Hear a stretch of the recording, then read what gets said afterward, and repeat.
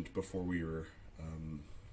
before we started recording, I kind of binged on a ton of the articles he'd written for Elite FTS, and there were so many that were kind of an article series talking about the champion's mindset, talking about teamwork, talking about mentorship, talking about mindset, and it was really interesting just to kind of even hear what you're saying now and how that comes through. And so I guess a good place to start, I think, would be, and I'm going to kind of quote one of your articles actually. So you were talking about Customato, who, massive Mike Tyson fan, massive Customato fan. So right when I saw the title, I was like, I got to read this one just because of that.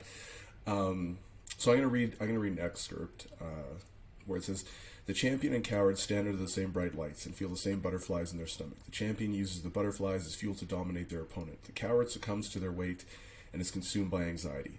So to me, that's a very impactful statement because, I'm a competitor, you're a competitor, and I think any competitor can kind of relate to that on some level. So you've been a coach for a very long time, and I was wondering how you go about guiding someone who does experience a lot of fear and anxiety, especially, let's say, early on in their career, or maybe even if they've been doing it for a while, but getting them to that point where they have that, quote-unquote champions mentality, like you were talking about in the article.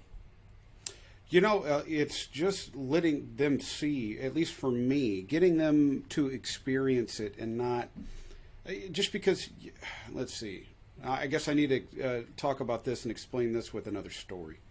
And this is one I got from Buddy Morris. There were two monks who were walking around a pool, and the young monk asked the old monk, "Is the water cold?"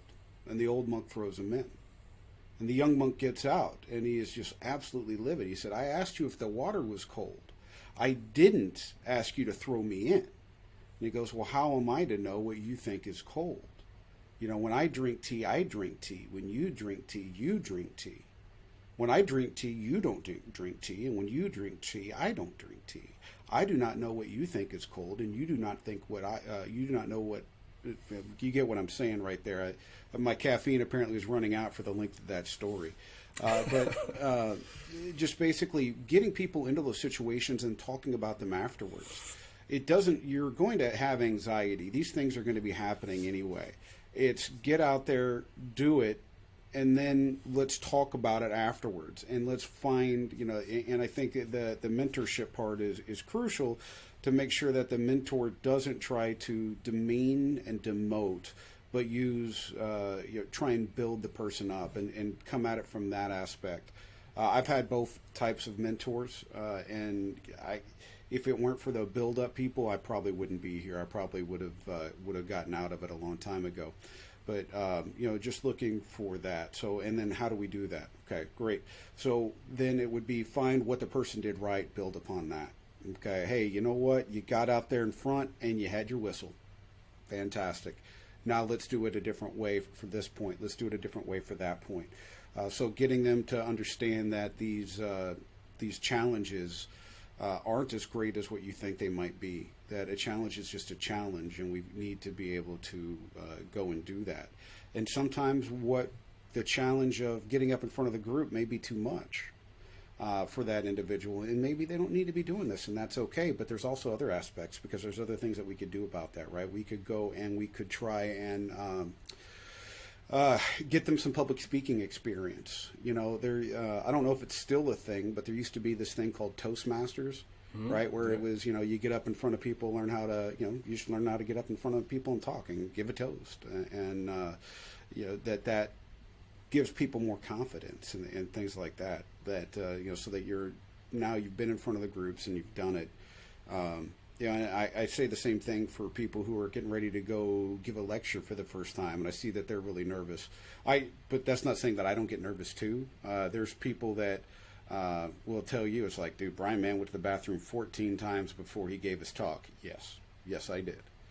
I absolutely did. And then I went up on stage and listened to, 8 Mile final rap battle and Muhammad Ali. I'll show you how great I am to get up on stage, spitting fire and being confident. It's so there's a little, dirty secret of Brian Mann. That's how I get on stage.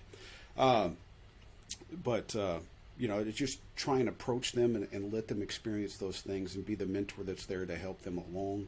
And give them tools and things that I've found in my past and I've heard about for them to succeed rather than just throwing them out there on their own. I think that's a key thing. Yeah, I think there's definitely a time and a place for the, tough love mentality, but it definitely has to be bolstered by that relationship. I think if that foundation isn't there, you can't dip into that well when you need it. Like, yeah, no, you can't tell somebody to F off. Yeah, no.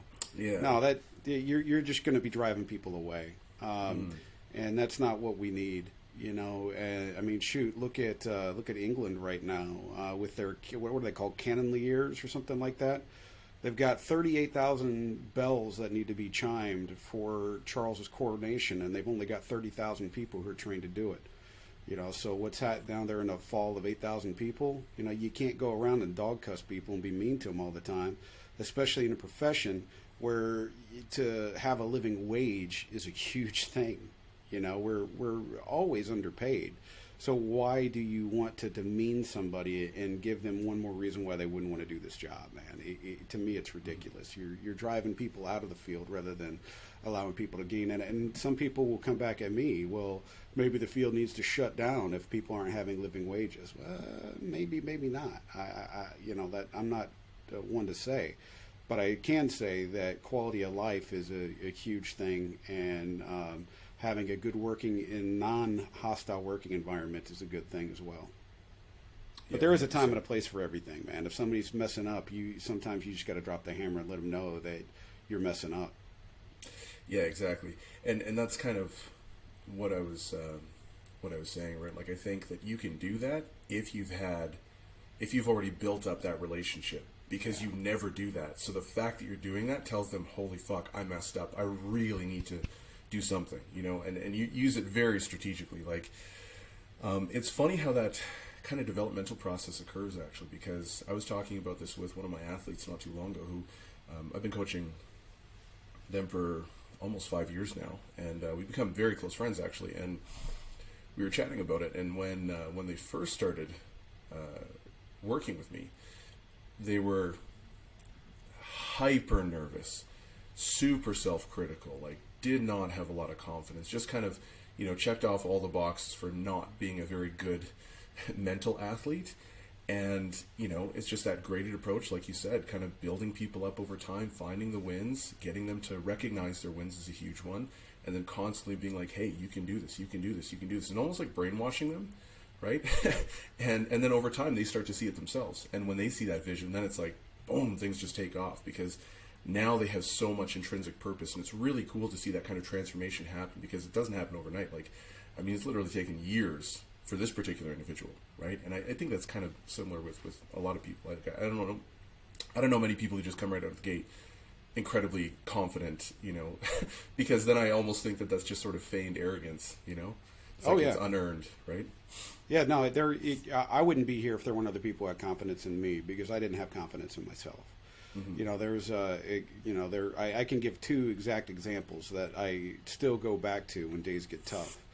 There was a guy named Antoine Floyd who I worked with at Missouri. We shared an office. Whenever I was a graduate assistant, he was a full-time assistant. He's working for the Houston Rockets now, and there was one point when he was like, I don't have to know anything. You are going to be somebody who changes the game of strength and conditioning one of these days, and all I have to do is look over at you and ask you the question. I don't have to learn anything. And, that he and I definitely had our disagreements over the years, but just his confidence in me, in my thoughts and the way that I went about things, that helped tremendously. And there was another guy named John Tifo, who during my doctoral work, I ended up in some of my people on my committee didn't get along super great. And I wasn't the greatest communicator at that point in time either. So things got sideways a few times during the process. He's like, look, man, you're going to be, another time somebody was like, you're going to be somebody that changes the way that the NSCA works. You could go be, on the board or maybe even president of it one day. Just stick to the plan, keep going, keep your head down, keep doing the work. And, you could be that dude. And if it weren't for those two individuals, I'm, sharing their confidence in me on bad days, then I wouldn't be here. I would be out. Yeah, 100%. Like it makes such a difference when you have those people in your corner. That's actually something I've become increasingly interested in is the culture around, I guess, the community around strength culture in general, because I've gone to places where they have, a couple extremely high level guys, but then I've gone to places where everyone's kind of, everyone's quite strong, but not like super elite yet. But then it's that collaborative, like they just have such a strong community that everyone just makes everyone so much better. And then in 3 years, all of a sudden, it's like you've got 30 guys and girls who are just absolute beasts. And it's really, really important to have those people around you to just kind of support you, to keep you going, to, keep that competitive edge as well, call you out